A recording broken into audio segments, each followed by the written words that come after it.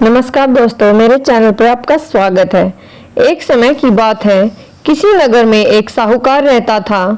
उसके घर में धन की कोई कमी नहीं थी, लेकिन उसकी कोई संतान नहीं थी। इस कारण वह दुखी था। पुत्र प्राप्ति के लिए वह प्रत्येक सोमवार व्रत रखता था और पूरी श्रद्धा के साथ शिव मंदिर जाकर भगवान शिव और पार्वती जी की पूजा करता था। उसकी भक्ति देखकर एक दिन मां पार्वती प्रसन्न हो गई और भगवान शिव से उस साहूकार की मनोकामना पूर्ण करने का आग्रह किया।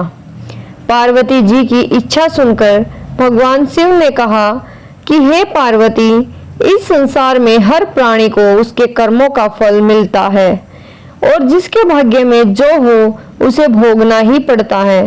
लेकिन पार्वती जी ने साहूकार की भक्ति का मान रखने के लिए उसकी मनोकामना पूर्ण करने की इच्छा जताई। माता पार्वती के आग्रह पर शिव जी ने साहूकार को पुत्र प्राप्ति का वरदान तो दिया, लेकिन साथ ही यह भी कहा कि उसके बालक की आयु केवल 12 वर्ष होगी। माता पार्वती और भगवान शिव की बातचीत को साहूकार सुन रहा था। उसे ना तो इस बात की खुशी थी और ना ही दुख। वह पहले की भांति शिव जी की पूजा करता रहा। यह भी पढ़े, बुध प्रदोष व्रत से होंगे सभी संकट दूर। कुछ समय के बाद साहूकार के घर एक पुत्र का जन्म हुआ। जब वह बालक 11 वर्ष का हुआ तो उसे पढ़ने के लिए काशी भेज दिया गया। साहूकार ने पुत्र के मामा को बुलाकर उसे बहुत सारा धन दिया और कहा कि तुम इस बालक को काशी विद्या प्राप्ति के लिए ले जाओ और मार्ग में यज्ञ कराना। जहां भी यज्ञ कराओ वहां ब्राह्मणों को भोजन कराते और दक्षिणा देते हुए जाना। दोनों मामा भांजे इसी तरह यज्ञ कराते और ब्राह्मणों को दान दक्षिणा देते काशी की ओर चल पड़े। रात में एक नगर पड़ा जहां नगर के राजा की कन्या का विवाह था, लेकिन जिस राजकुमार से उसका विवाह होने वाला था वह एक आंख से काना था। राजकुमार के पिता ने अपने पुत्र के काना होने की बात को छुपाने के लिए एक चाल सोची। साहूकार के पुत्र को देखकर उसके मन में एक विचार आया।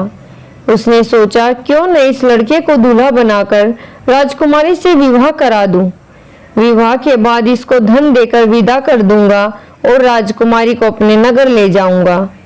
लड़के को दूल्हे के वस्त्र पहनाकर राजकुमारी से विवाह कर दिया गया, लेकिन साहूकार का पुत्र ईमानदार था।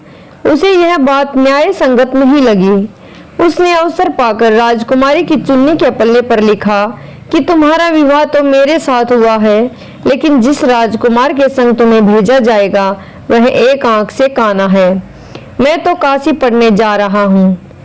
जब राजकुमारी ने चुन्नी पर लिखी बातें पढ़ी तो उसने अपने माता पिता को यह बात बताई। राजा ने अपनी पुत्री को विदा नहीं किया, जिससे बारात वापस चली गई। दूसरी ओर साहूकार का लड़का और उसका मामा काशी पहुंचे और वहां जाकर उन्होंने यज्ञ किया। जिस दिन लड़के की आयु 12 साल की हुई उसी दिन यज्ञ रखा गया। लड़के ने अपने मामा से कहा कि मेरी तबीयत कुछ ठीक नहीं है। मामा ने कहा कि तुम अंदर जाओ, सो जाओ। शिव जी के वरदान अनुसार कुछ ही देर में उस बालक के प्राण निकल गए। मृत भांजे को देख उसके मामा ने विलाप शुरू किया। संयोगवश उसी समय शिव जी और माता पार्वती उधर से जा रहे थे। पार्वती ने भगवान से कहा, स्वामी, मुझे इसके रोने के स्वर सहन नहीं हो रहा। आप इस व्यक्ति के कष्ट को अवश्य दूर करें।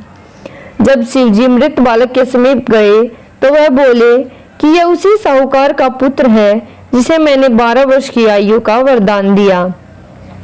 अब उसकी आयु पूरी हो चुकी है, लेकिन मातृभाव से विभोर माता पार्वती ने कहा कि हे महादेव, आप इस बालक को और आयु देने की कृपा करें, अन्यथा इसके वियोग में इसके माता पिता भी तड़प तड़प कर मर जाएंगे। माता पार्वती के आग्रह पर भगवान शिव ने उस लड़के को जीवित होने का वरदान दिया। शिव जी की कृपा से वह लड़का जीवित हो गया। शिक्षा समाप्त करके लड़का मामा के साथ अपने नगर की ओर चल दिया। दोनों चलते हुए उसी नगर में पहुंचे जहां उसका विवाह हुआ था। उस नगर में भी उन्होंने यज्ञ का आयोजन किया। उस लड़के के ससुर ने उसे पहचान लिया और महल में ले जाकर उसकी खातिरदारी की और अपनी पुत्री को विदा किया। इधर साहूकार और उसकी पत्नी भूखे प्यासे रहकर बेटे की प्रतीक्षा कर रहे थे। उन्होंने प्रण कर रखा था कि यदि उन्हें अपने बेटे की मृत्यु का समाचार मिला तो वह भी प्राण त्याग देंगे, परंतु अपने बेटे के जीवित होने का समाचार पाकर वह बेहद प्रसन्न हुए। उसी रात भगवान शिव ने व्यापारी के सौपन में आकर कहा, हे श्रेष्ठ जी, मैंने तेरे सोमवार के व्रत करने और व्रत कथा सुनने से प्रसन्न होकर तेरे पुत्र को लंबी आयु प्रदान की है।